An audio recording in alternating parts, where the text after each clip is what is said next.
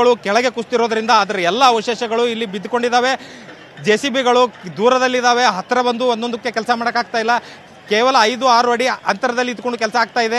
ಈಗ ಏನು rod cutting ಮಷೀನನ್ನು ತಂದು ಏನು ಅಲ್ಲಿ ಇದ್ದಂತಹ ಕಬ್ಬಿಣದ ಸರಳುಗಳನ್ನು ಕಟ್ ಮಾಡುವಂಥ ಕೆಲಸಗಳನ್ನು ಮಾಡ್ತಾ ಇದ್ದಾರೆ. ಜೊತೆಗೆ ಇನ್ನೊಂದೆಡೆ ಅಗ್ನಿಶಾಮಕ ಸಿಬ್ಬಂದಿ ನಡುಕೆ ಎಲ್ಲಿ ಮಧ್ಯದಲ್ಲಿ ಎಲ್ಲಿ ಜಾಗ ಸಿಗ್ತದೋ ಅಲ್ಲಿ ನುಸುಳಿ ಯಾರಾದರೂ ಕೆಳಗೆ ಸಿಗ್ತಾರಾ ಅನ್ನುವಂಥದ್ದನ್ನು ಕೂಡ ಪರಿಶೀಲನೆ ಮಾಡ್ತಾ ಇದ್ದಾರೆ. ಒಟ್ಟಾರೆ ಈ ಕಟ್ಟಡದ ಲಕ್ಷಣವನ್ನು ಗಮನಿಸಿದರೆ ಯಾವುದೇ ರೀತಿ ಕಾಮಗಾರಿ ಚೆನ್ನಾಗಿಲ್ಲ. ಇಲ್ಲಿ ಎಲ್ಲಿ ಬೇಕಲ್ಲಿ ಉಸುಕು ಬಿಸಿ. ಥ್ಯಾಂಕ್ ಯು ಪರಶುರಾಮ್ ತಮ್ಮ ಇನ್ಫಾರ್ಮೇಶನ್ಗೆ. ಈಗ ಪ್ರಹ್ಲಾದ್ ಜೋಶಿ ಅವರು ಮಾತಾಡ್ತಾರೆ ನೋಡಿ. ಆಪರೇಷನ್ ಯುದ್ಧೋಪಾದಿಯಲ್ಲಿ ನಡೀಬೇಕು. ಅಗತ್ಯ ಕಂಡು ಬಂದಲ್ಲಿ ಟ್ರೀಟ್ಮೆಂಟದ ಅಗತ್ಯ ಜಾಸ್ತಿ ಇದ್ದರೆ ಏರ್ ಆ್ಯಂಬ್ಯುಲೆನ್ಸ್ ಮುಖಾಂತರ ಪೇಷಂಟ್ಗಳನ್ನು ಅಲ್ಲಿ ಗಾಯಾಳುಗಳನ್ನು ಬೆಂಗಳೂರು ಇತ್ಯಾದಿ ಶಿಫ್ಟ್ ಮಾಡಲಿಕ್ಕೆ ವ್ಯವಸ್ಥೆ ಮಾಡಬೇಕು. ವಿಶೇಷವಾದಂಥ ಒಂದು ವ್ಯವಸ್ಥೆಯನ್ನು ರೆಸ್ಕ್ಯೂ ಆಪರೇಷನ್ಗೆ ಮಾಡಬೇಕು.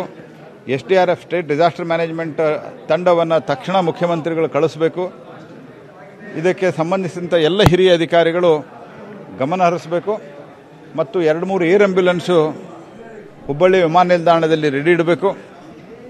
ಇಮ್ಮಿಡಿಯೇಟಾಗಿ ರೆಸ್ಕ್ಯೂ ಆಪರೇಷನ್ಗೆ ಬೇಕಾದಂಥ ಎಲ್ಲ ಕೆಲಸ ಕಾರ್ಯಗಳನ್ನು ಕೈಗೆತ್ತಿಕೊಳ್ಬೇಕು ಅನ್ನುವಂಥದ್ದನ್ನು ನಾನು ಆಗ್ರಹ ಮಾಡ್ತೇನೆ.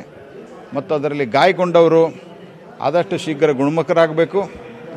ಮತ್ತು ಅದರಲ್ಲಿ ಪ್ರಾಣಹಾನಿಯಾದವರಿಗೆ ಅವರಿಗೆ ಸೂಕ್ತವಾದಂಥ ಪರಿಹಾರವನ್ನು ಕೊಡಬೇಕು. ಅವರಿಗೆ ಟ್ರೀಟ್ಮೆಂಟದ ವ್ಯವಸ್ಥೆಯನ್ನು ಮಾಡಬೇಕನ್ನುವಂಥ ಆಗ್ರಹವನ್ನು ನಾನು ಮಾಡ್ತೇನೆ. ಈಗ ನಾನು ಈಗ ನಾನು ದಿಲ್ಲಿಗೆ ನಮ್ಮ ರಾಷ್ಟ್ರೀಯ ಅಧ್ಯಕ್ಷರ ಸೂಚನೆ ಮೇರೆಗೆ ಇಲ್ಲಿಗೆ ಬಂದಿದ್ದೆ. ಅದರ ಪ್ರಕಾರ ನಾನು ಇಮಿಡಿಯೇಟಾಗಿ ಈ ಸಭೆ ಪ್ರಾರಂಭ ಆಗ್ತಾ ಇದೆ, ಮುಗಿಸ್ತಾ.